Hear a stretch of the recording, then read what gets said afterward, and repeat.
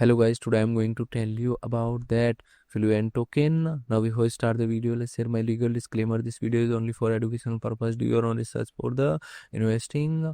According to the white paper, Fluent Blend is the native token of Fluent, a next generation Ethereum layer 2 blockchain that pioneers blend execution to unify multiple smart contract environments into a single seamless network.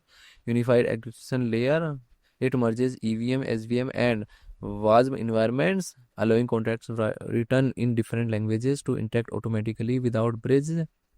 Core technology uses a low-level intermediate representation called RWASM to compile and execute all VM operations, optimizing for zero knowledge proof efficiency.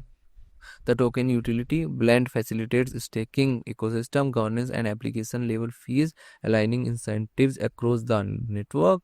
Fluent project resource rating is 4. Fluent token total supplies 1 billion and circulating supplies around 119.2 million. Fluent token is listed on popular centralized exchanges like Coinbase, Bybit, KuCoin, and other exchanges.